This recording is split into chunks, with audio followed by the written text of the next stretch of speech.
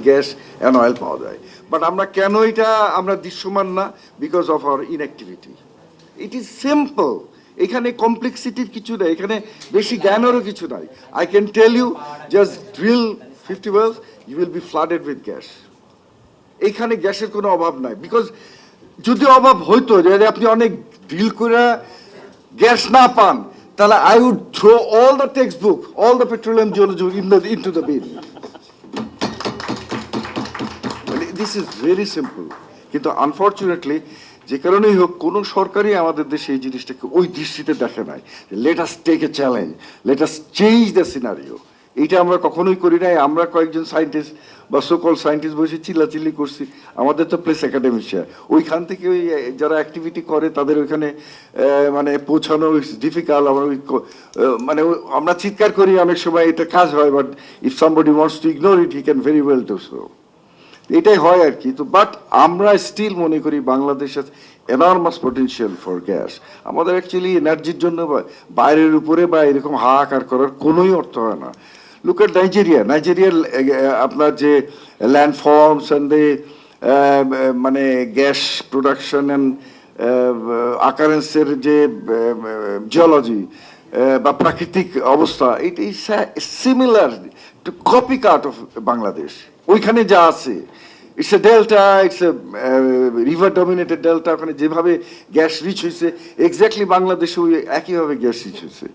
Difference হচ্ছে activity. আমরা ওই লেভেলে কখনোই ওই মানে ইয়ে করি না। আপনি যদি চিটাগং হিল ট্র্যাক্সে যান, Chittagong hill tracts is a place যেখানে আপনার এই যে আমাদের লেয়ারগুলো, যেখানে গ্যাসগুলো থাকে, এগুলো ফোল্ডেড হয়ে গেছে, উপরে উঠে গেছে।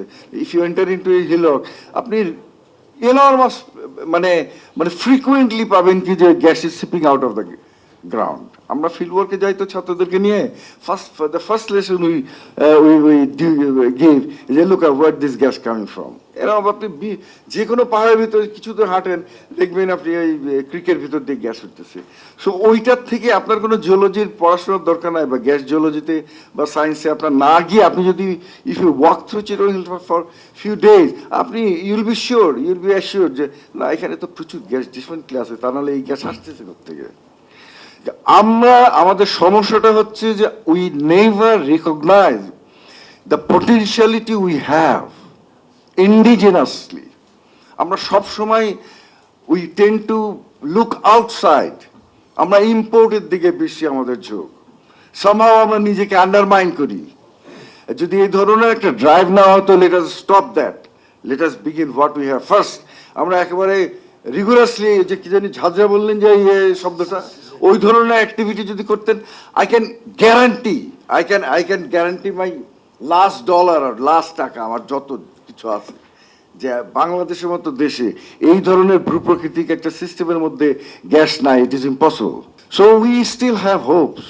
এবং আমার মনে হয় যারা এই বিষয়ে কাজ করেন, বা যারা এই ডিপার্টমেন্টগুলা রান করেন, যারা এর ড্রাইভিং সিটে বসে আছেন, they have still a very nice and good road ahead. আপনার যদি if you run your car smoothly, Bangladesh should not be মানে should not have any crisis of energy. Rather, আমি মনে করি ওই লেভেলে যদি আমরা কাজ করতে পারতাম, we could be a gas exporting country.